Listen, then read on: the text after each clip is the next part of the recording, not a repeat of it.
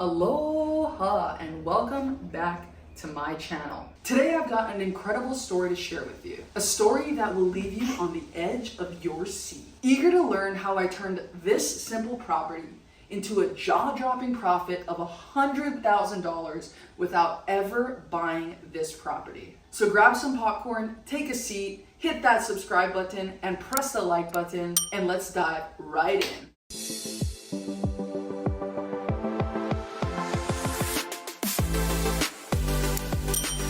Picture this, I got this property under contract for $365,000 and sold it to an eager investor who we're gonna meet later in this video for $465,000. It might sound like a fantasy, but believe me, this is my reality and we're standing in it right now. I'm about to take you on a wild ride in this video throughout the entire process. In this video, I'll unveil the secrets of how I discovered this hidden gem. From strategic scouting to seizing opportunities, we're never in the business to convince a seller to sell to us. We always go and search for sellers that are looking for our service. This property right here is going to sell for at least $950,000 once it's completely fixed up. In this video, I'm gonna break down every step of the journey of how I got this property to taking it to a close and share the tactics that I used that made this venture a success. But I'll tell you this, it was not all smooth sailing. I'll be real with you, this deal was literally about to fall through the cracks. It took me more than 2 years just to close on this property. I'll reveal the hurdles that I faced and how I overcame them, proving that perseverance is the key to unlocking your real estate dreams. Now brace yourself for the heart-pounding moments. You won't believe the twists and turns that nearly made this property end up not being a deal. But trust me, the story only gets better from there. And after the end of the video, I'm gonna walk you through the entire house and even introduce you to the person that I sold this property to.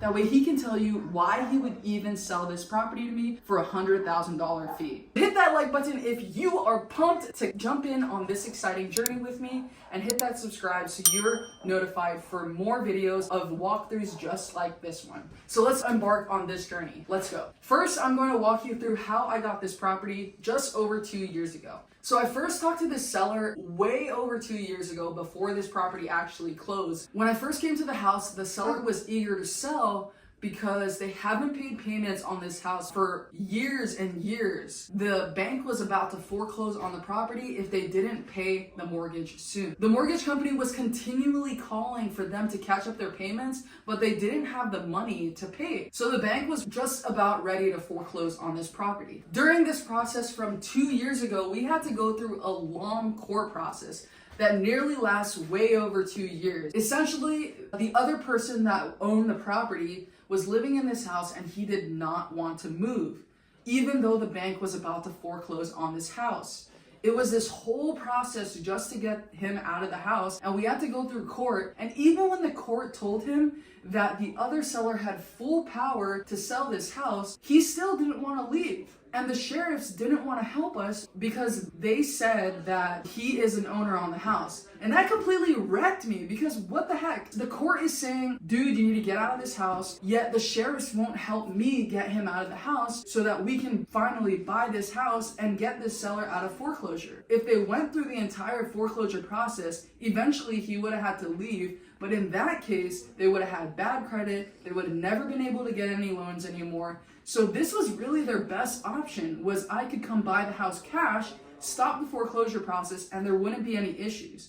When the sheriffs told me that they didn't want to help me get the other seller out, I felt like so hopeless because I thought in my head, dude, this is over. I've been working on this for 2 years now, and I'm still not going to be able to buy it just because he doesn't want to move out. After hitting the 2-year point and 3 months, nothing has changed. The owner still didn't want to move out. Eventually, it came to an ultimatum. I had to get an attorney involved to go through the sale. And thankfully, the attorney was also a real estate agent that we were going to pay a commission to help us close on this house. So our attorney slash real estate agent was helping us to get in touch with this other seller's attorney to negotiate a deal, and pretty much let him know that, hey, the court has already ordered you to leave. You need to get on out of here. And after 3 months of fighting, finally he decided to leave. Without this attorney, I would have never been able to buy this house. He helped us navigate through every single process of this entire thing because he's also dealt with this kind of situation before. So he was able to help us navigate through the court system plus the real estate transaction side to get this property to a close. Eventually, we were finally able to come to an agreement that, hey,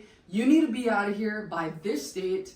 Go find a new place to live, because if not us, somebody else is gonna come and kick you out. So you might as well do this in a way that's civil and we can just talk it out and not have to involve any sheriffs. And finally, he eventually left the property, and oh my gosh, it was such a relief. But wait, there's more. Because even though he left the property, now we needed to order a complete payoff statement to see how much it was going to cost to pay off the entire loan. Since they've already went and started the foreclosure process, there was a ton of foreclosure attorney fees involved in this process. Usually what takes about 1 week ended up taking almost a month for them to give us this payoff statement. Man, as every single second and day went by, it seemed like I was losing hope that this property was never going to close. Week after week, we waited and we finally got the complete payoff. Thankfully, by that point, our end buyer was ready to fund and we could finally close on this deal. So 1 week later, after getting the payoff, we all signed to sell this house and we eventually got paid a whooping $100,000. Now, this isn't a deal that happens all the time. The reason why we were able to get such a good deal was because of the follow-up, guys. Who actually is willing to follow up on a deal for more than 2 years? Most people would give up. And so if you can be that person that follows up for more than 2 years, you can also be in a position to get these kind of profits. I'm actually teaching people how to get deals exactly like this one using the same exact process. If you're interested in being coached by me to teach you how to get deals just like this one, then make sure you sign up in the link in the description below to sign up for a free strategy call and see what works for you. Now let's go on a walk through this property with the end buyers and see exactly why they were willing to give me $100,000 on this property. You say inside, you can there. When I actually purchased this house, this toilet was not in there. It's insane. They only have this one toilet here. Check out this Holy Bible. Does that say right there?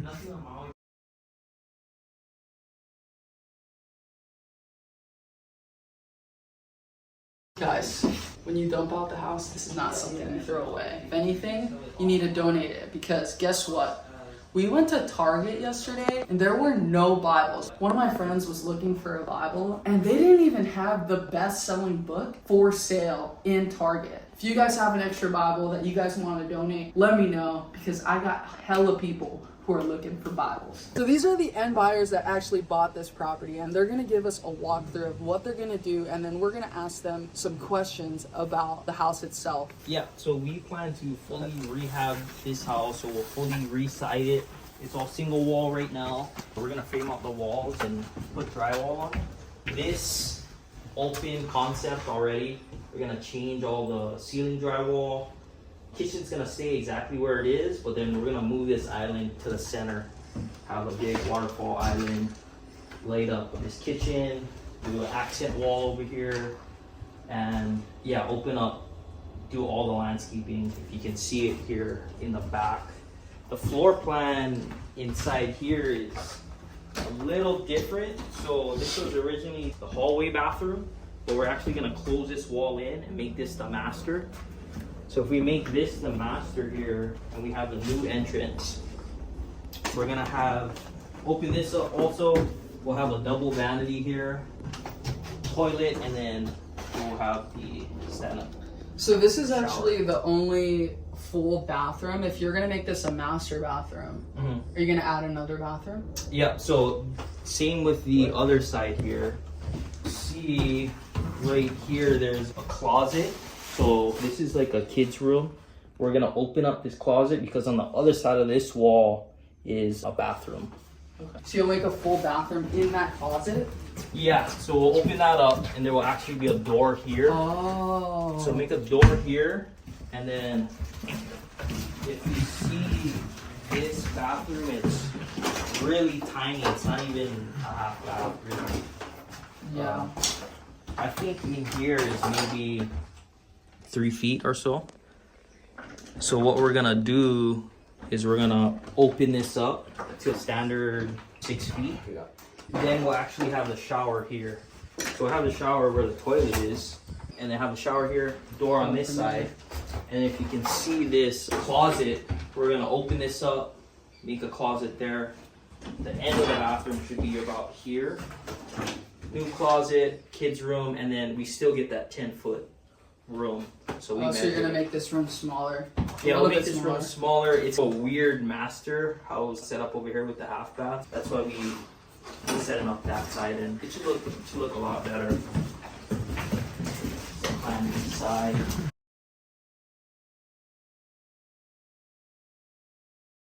I remember when I first came to see this house, that backyard is fire. Are you planning on adding like an ADU or anything? The biggest thing about the price that we're buying it at and what we'll resell it at is we'll give that other end buyer the opportunity to create an ADU back here. What's an ADU? An ADU is an additional dwelling unit, so they can potentially build something here, a 2-bed, 1-bath, around 800 square feet or so, and then they could have some renters back there. Yeah, because I think this lot is R5, so you should be able to build 2 dwellings on it. I think it might be R3.5. Oh, even better. Yeah. Cool. Can you tell me a little bit about this area? You're actually from here. So another reason why I wanted to sell it to you is because you're local here. You live literally right there. And I know that you're into helping this community here. Yeah. Can you tell me a little bit about this neighborhood? Yeah, this neighborhood. I was just looking this way because one of my friends I went to high school with, his house is right over here. And this little area here in Wahoo Heights, a dead-end road, and there's a cul-de-sac. So you're away from the main street. It's a lot more quiet. It's cool temperature up here, and there's more land, I would say. So a lot of people, they have a yard. This lot here is, I think, close to 7,000 square feet. So that gives them opportunity to either just have the yard or build an ADU. And Wahoo Heights is a lot more quiet. There's a lot of old houses just like this, plantation style. When I wholesale deals, some people are like, dude, I would never give anybody $100,000 wholesale. Why did you decide that was something that you were willing to do? We're still at a 50 to 55% of the resale price. What do you mean by that? The resale price, we're about 50% of that price. So I think our resale price is gonna be either $850 when I originally ran the numbers, but we just had a comp come up 7 days ago at $975. So we're in that 50% of the resale price.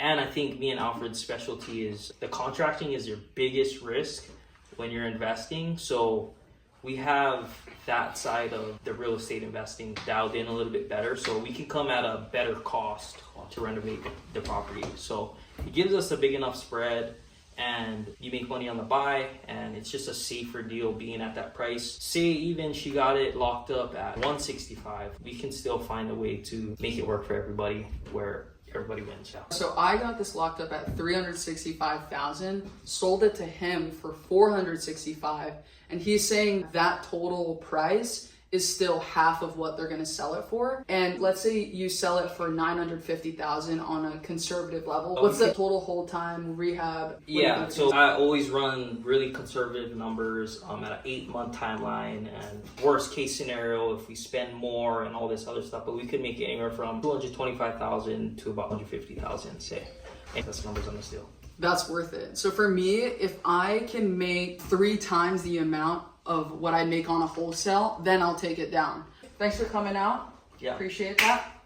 We're gonna come back. Make sure you hit that notification button, because we're gonna come back here in 8 months and do a final walkthrough through this property and see what they're actually going to make. Because in real estate, you just never know. Sometimes the market ends up going up, sometimes it ends up tanking. Either way, if the market does tank, they have enough room to where they will still make money. So stay tuned. Thanks for watching. Aloha, and see you on the next video.